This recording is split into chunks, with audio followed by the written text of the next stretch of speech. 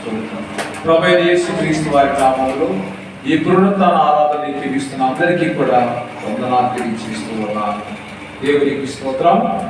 హల్లెలూయా, హల్లెలూయా, హల్లెలూయా.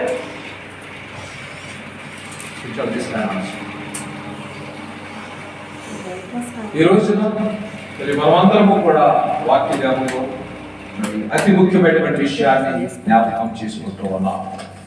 దేవుని బిడ్డలారా, దేవుని యొక్క వాక్యము, దేవా నీ యొక్క వాక్యము నా పాదములకు దీపమును నా త్రోవకు వెలుగునై ఉన్నదని దావీదు భక్తుడు 119వ కీర్తన 105వ వచనంలో సెలవిస్తూ ఉన్నాడు. యేసు ప్రభు వారు మరి ఈ రోజున మరి ఒక క్రైస్తవుడిగా మనము ఎలా ఉండాలో ఒక మంచి విషయాన్ని నేర్పిస్తూ ఉన్నారు. ఈ రోజు మనము ఆ ధ్యానం చేసినటువంటి వాక్యము మత్తయి సువార్త 5వ అధ్యాయం, మత్తయి సువార్త 5వ అధ్యాయము 13వ వచనం నుంచి 16వ వచనం వరకు ధ్యానం చేస్తూ ఉన్నాం. ఈ 13వ వచనములో ఈ రోజున ప్రభు మనతో మాట్లాడుతూ ఉన్నారు. మత్తయి సువార్త 5వ అధ్యాయము 13వ వచనం, మీరు లోకమునకు ఉప్పై ఉన్నారు. ఉప్పు నిసారమైతే అది దేని వలన సారము పొందును? అది బయట పారవేయబడి మనుషుల చేత త్రొక్కబడకే గాని మరి దేనికి పనికి రాదు.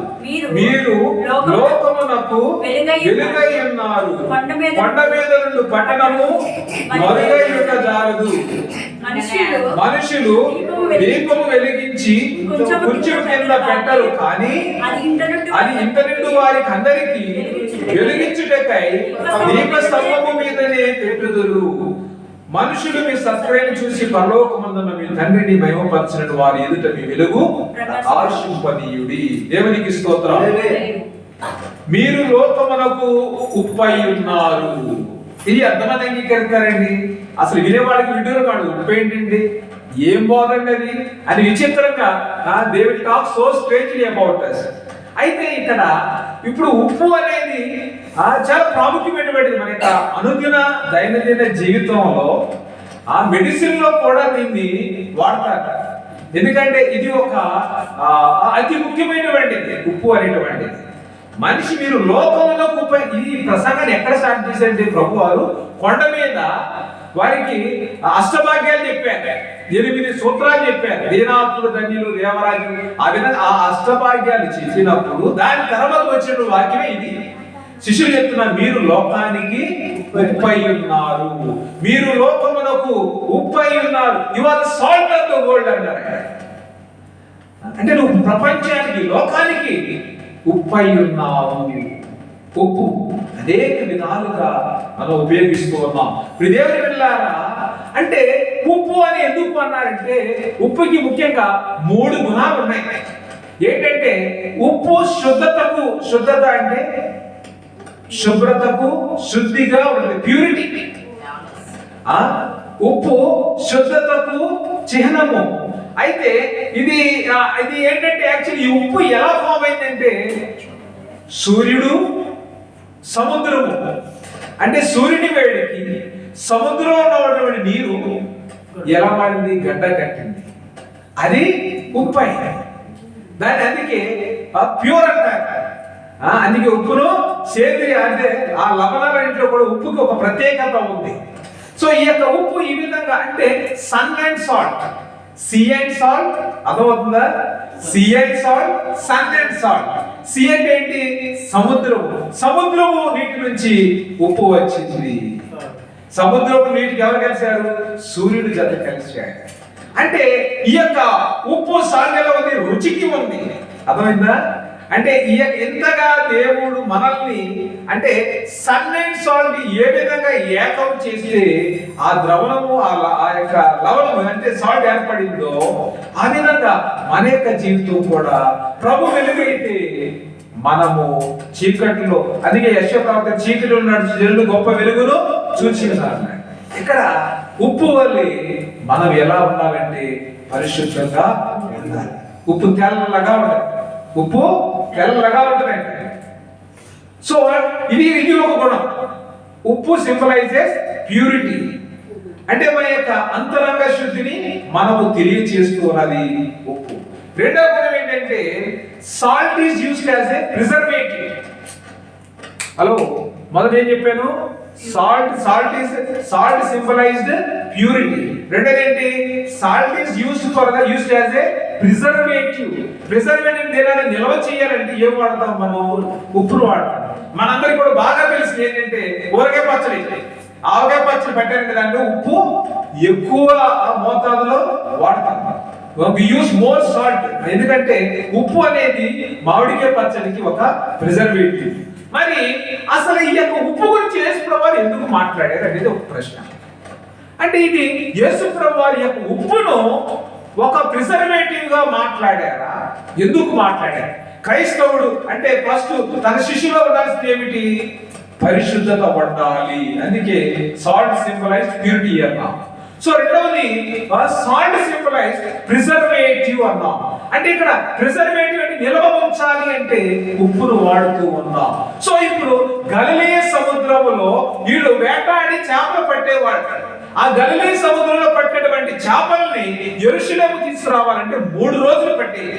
సో ఈ 3 రోజులు పట్టిన చేపలు పాడైపోకుండా ఉండాలంటే ఏం చేయాలి? ఉప్పును వాడాలి.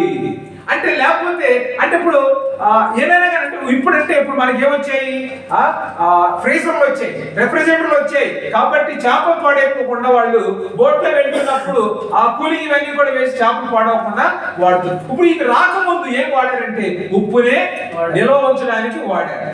అదనకుండా ఉప్పుని వాడారు. కాబట్టి అవి పాడైపోవడం ఉండడానికి గలిలయ సముద్రం చర్చిలో రావడం 3 రోజులు పడుతుంటే ఆ 3 రోజుల పాటు పాడవకుండా పట్టణాలకు వచ్చి వాళ్ళు కొనుక్కునేంత వరకు కూడా నిల్వ ఉంచడానికి ఉప్పును వాడారు.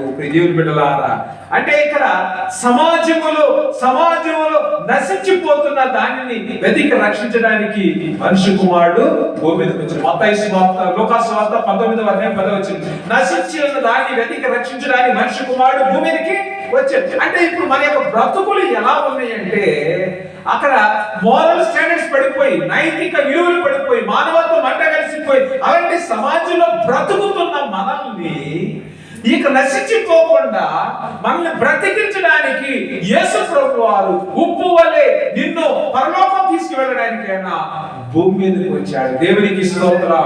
ఉప్పు లేకపోతే నువ్వు పట్టినటువంటి పచ్చడి పాడైపోతుంది, నువ్వు వండుకున్న నిసారంగా ఉంటుంది. నువ్వు ఈ బ్రతుకులో ఈ యొక్క అంటే సుగుణాలు అంటే మంచి గుణాలు లేకపోతే నువ్వు కూడా ఉపయోగం ఉందండి? ఉందా? నీకు ఉపయోగం ఉందా? లేదు. చేపలకి ఉప్పు వేయకపోతే కంపు పడతాయి. ఉప్పు వేసి ఆ వాసన ఉండదు. 3వ గుణం చూడండి. అంటే మనం సమాజం ఎలా 3వ గుణంలో వెళ్ళే ముందు సమాజం ఎలా ఉందంటే మానవ విలువలు అంతరించిపోతున్నాయి, నశించిపోతున్న ఈ సమాజాన్ని బ్రతికించడానికి, జీవింపచేయడానికి యేసు ప్రభువారు భూమి మీదకు వచ్చి జీవాహారము నేనే అన్నాడు. నా యందు విశ్వసించువాడు నశించినను బ్రతుకును అన్నాడు. దేవుని బిడ్డలారా, ఆయన మనల్ని బ్రతికించడానికి భూమి మీదకి వచ్చాడు. ఆయన భూమి మీదకి వచ్చి ఎందుకు వచ్చాడంటే మనం బ్రతికించడానికి వచ్చాడు. 3వ గుణం ఏంటంటే సాల్ట్ ఉన్నటువంటి గుణం ఏంటంటే salt ads flavour to food. ఆహారానికి ఇదేం యాడ్ చేస్తుంది? రుచిని చేకూరుస్తూ ఉన్నది. ఆహారానికి రుచిని చేకూరుస్తూ ఉంది ఉప్పు. కాబట్టి ఇప్పుడు దేవుని బిడ్డలారా, యేసు ప్రభువారు అంటారు ఆయన ఎందుకు వచ్చాడని చెప్పాను. ఎందుకు వచ్చారు యేసు ప్రభువారు?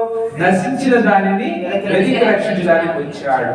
సో ఇప్పుడు ఈ ఉప్పు ఏ విధంగా అయితే మనం తింటున్న ఆహారానికి రుచిని ఇస్తుందో ఆ విధంగానే ఇప్పుడు దేవుని బిడ్డలారా యేసు ప్రభువారు కూడా యేసు ప్రభు యొక్క ఆహారంలో చూడండి కొద్దిగా ఏమన్నా సాల్ట్ తక్కువైంది అనుకోండి, వాళ్ళు బీపీ ఉన్నా కానీ సాల్ట్ తినేస్తారు. తింటంలో ఏం లోపం ఉండదు. ట్యాబ్లెట్ వేస్తారు, హాయిగా సాల్ట్ తినేస్తారు. నాన్ వెజ్ లో ఏమాత్రం తగ్గరు, బట్టలు వెళ్తూ తగ్గరు, దేంట్లో తగ్గరు. అదొక ఎక్కడ సాల్ట్ మాత్రం తగ్గేది వెళ్ళింది అంటారు. అది ఎంత రోగమైనా కానీ తగ్గని ఇంతే అంటారు. అంటే ఇది ఒక నేచర్ మీద భోగిస్తుంది ఇది. అంటే దీన్ని షుగర్ ని, సాల్ట్ ని స్లో పాయిజన్స్ అంటారు. రెండు కూడా మన బాడీని డిక్లైన్ చేసేస్తాయి, పాడు చేసేస్తాయి. రెండు కూడా పాడైపోయి డీకే చేస్తాయి. అంటే ప్రియదేవులారా సాల్ట్ అనేది ఆహారంలో భద్రతకు, రుచికి మనం వాడుతున్నాం. కూరలు వండుకున్నప్పుడు కొన్ని ఆహార పదార్థాలకి, తినే పదార్థాలకి సాల్ట్ వాడతాం రుచి కోసం. కొన్ని పదార్థాలు నిల్వ ఉండాలంటే ఆహార పదార్థాలు ఖచ్చితంగా ఉప్పు వాడతాం. ఆ విధంగా యేసు ప్రభు వారు నీ జీవితంలో ఒక ఫ్లేవర్ లాగా వచ్చారు. ఆయన కూడా దేవుని స్తోత్రం. Jesus came into your life as a flavour. Flavour అంటే ఏంటి? ఇక్కడ ఆయన ఆ సమరీ స్త్రీతో మాట్లాడుతున్నప్పుడు, అమ్మా నాకు దాహానికి మరి అడిగితే, అయ్యా నీ దగ్గర దాహం పడుతుంది దగ్గర, మరి నేను ఇచ్చేదా? అమ్మ నా దగ్గర దాహం అవడానికి నా దగ్గర నీళ్ళు చాలా ఉన్నప్పుడు, అమ్మా నేను ఇచ్చేటువంటి నీళ్లు. చూడండి యోహాను సువార్త 4:14 చూడండి. యోహాను సువార్త 4:14. యోహాను సువార్త 4:14లో ఈ విధంగా, నేను ఇచ్చి నీడు త్రాగువాడు ఎప్పుడునో దప్పికొనడు, నేను వానికి ఇచ్చి నీడు నిత్య జీవమునకై వారిలో ఊరిని నీటి బొగ్గగా ఉందనని ఆమెతో చెప్పాను. ఇప్పుడు నేను ఇచ్చి నీడు త్రాగువాడు ఎప్పుడునో దప్పిగా కొనడు. So when he come to your life, when Jesus come to your life, when he comes to your life, so you will not be thirsty. అంటే యాక్చువల్గా ఈ ఉప్పు కొనడం అంటే ఇంకో గుణం ఏంటంటే, ఉప్పు ఎక్కువగా తీసుకుంటే నీరు ఎక్కువ తాగాలి. ఉప్పు ఎక్కువ తీసుకుంటే నీరు ఎక్కువ తాగాలి. సో ఇప్పుడు నీరు తాగకపోతే నువ్వు ఎంత ఏది తాగి ఏది తిన్నా కానీ, నువ్వు రుచిగా ఏది తిన్నా కానీ నీకేం కావాలి? వాటర్ కావాలి.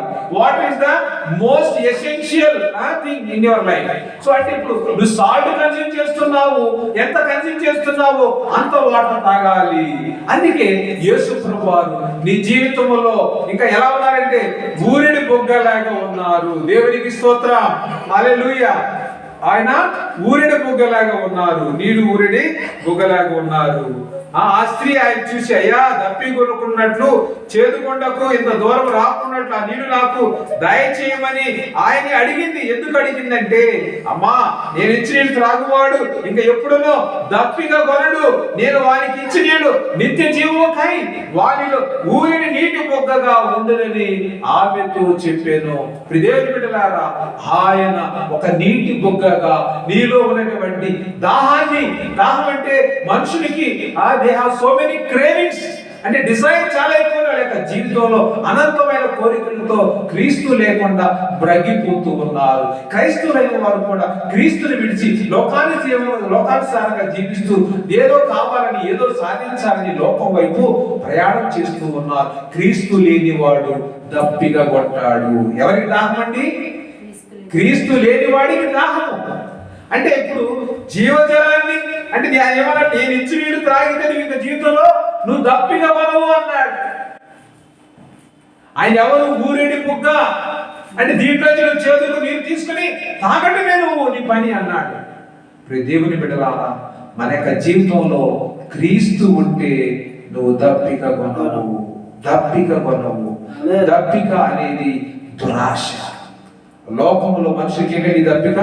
లోకంలో ఉద్యోగం కావాలి, ధనం కావాలి, ఆస్తులు కావాలి, సుఖాలు కావాలి.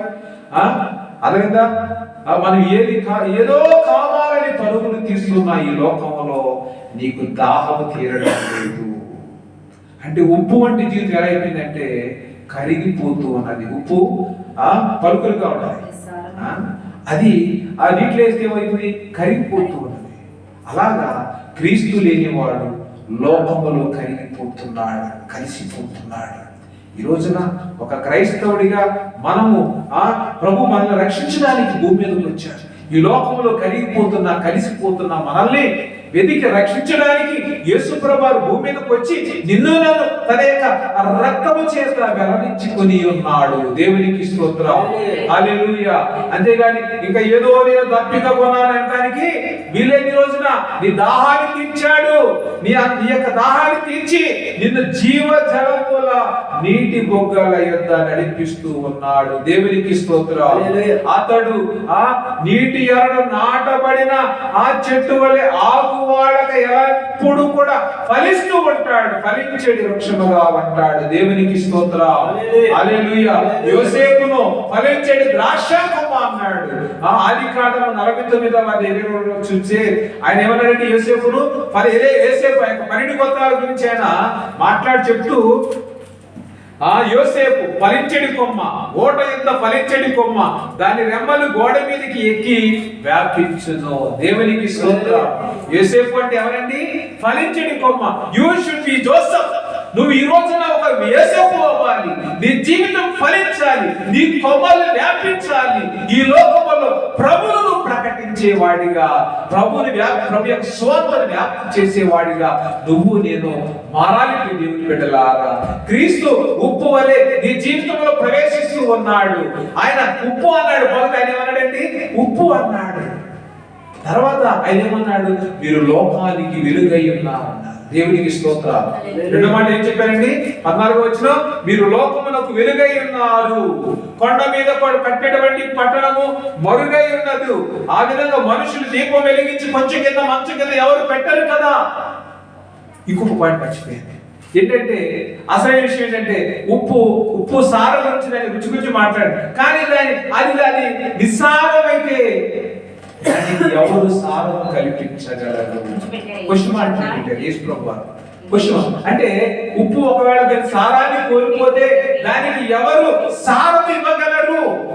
ఎవరన్నా ఉప్పుకి దానికి ఉప్పదనం ఇవ్వగలరండి? దానికి ఉపయోగం ఉందా?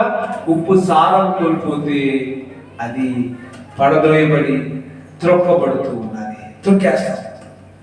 దానికి ఎలాంటి వాల్యూ? ఉప్పుకి వాల్యూ ఎప్పుడండి? దానికి ఉప్పదనం ఉన్నప్పుడే. సాల్టీనెస్, ఉప్పదనం అంటే ఏంటండి? సాల్టీనెస్ ఉంటేనే దానికి విలువ. అంటే క్రీస్తు ఉంటేనే క్రైస్తవుడికి విలువ. క్రీస్తు లేకపోతే మనకు కూడా విలువ లేదండి. దేవుని బిడ్డలారా, ఈ రోజున నిన్ను నన్ను ఆ విలువ పెట్టి ఆయన కొని ఉన్నాడు. దేవునికి స్తోత్రం.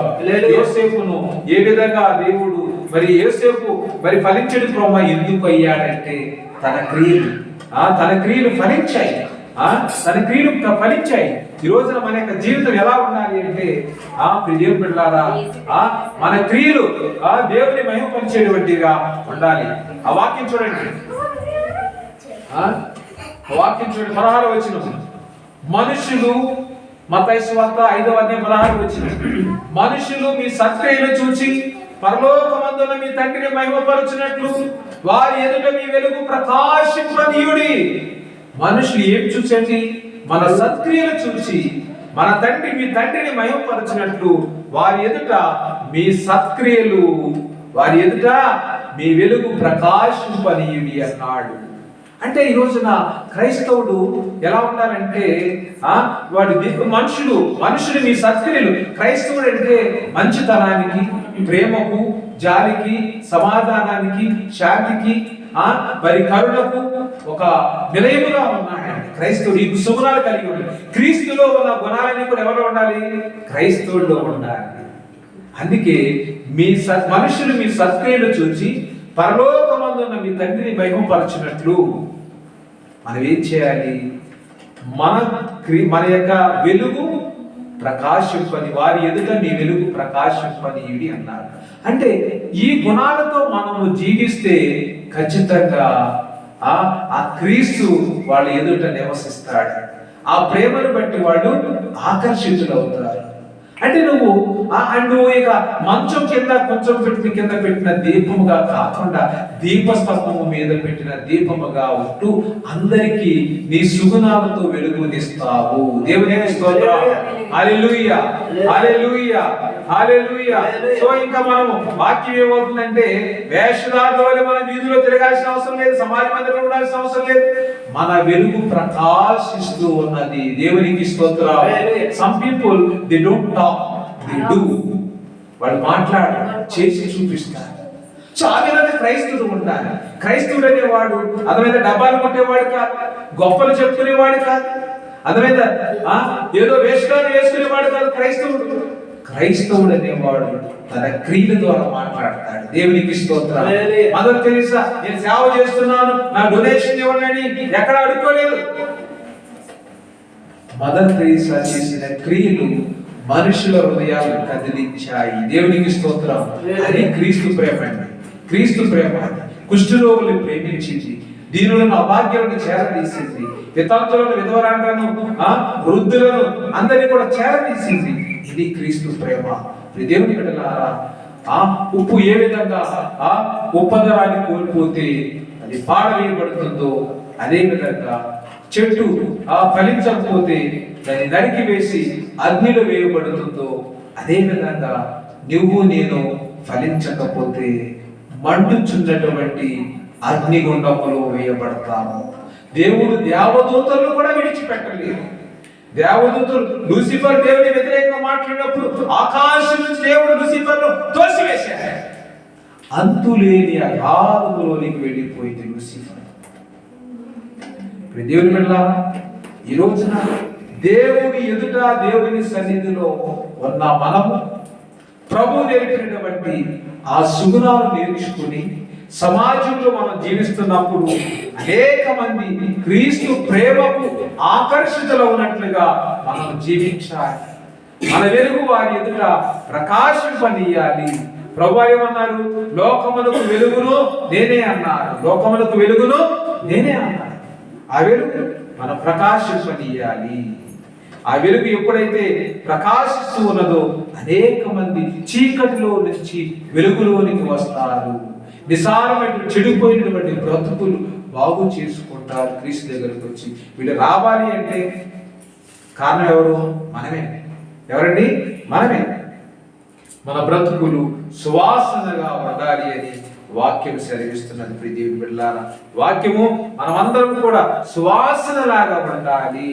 సువాసన లాగా ఉండాలి. 2 కొరింథీయులకు రాసిన లేఖ 14వ వచనం, 15వ వచనం మరియు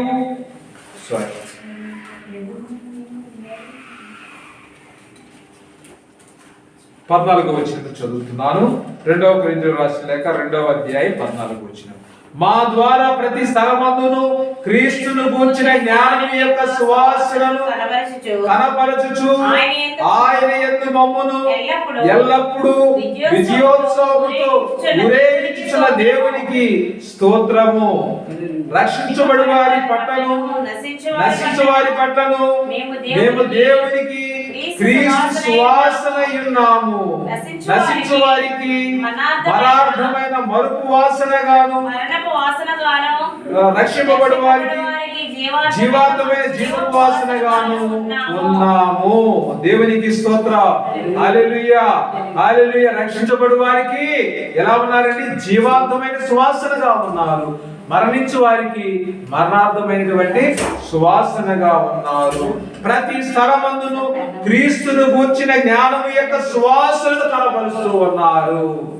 ఆ సువాసన ఏంటంటే క్రీస్తులో ఉన్నటువంటి సుగుణాలండి. సుగుణాలు. ప్రియ దేవుని బిడ్డలారా, ఆయన యొక్క క్రీస్తును గూర్చిన జ్ఞానం యొక్క సువాసన కనపరుచు ఆయన యందు మమ్మును ఎల్లప్పుడూ విజయోత్సవంతో ఊరేగించుచున్న దేవునికి స్తోత్రము.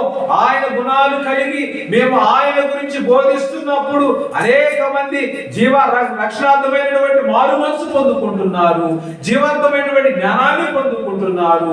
రాలేనటువంటి వారు మరణాన్ని స్నేహిస్తూ ఉన్నారు అని బాధపడుతూ ఉన్నారు. దేవుని బిడ్డలారా, దేవుని యొక్క అంటే క్రీస్తుని గురించినటువంటి జ్ఞానము సువాసనలండి. దేవునికి స్తోత్రం.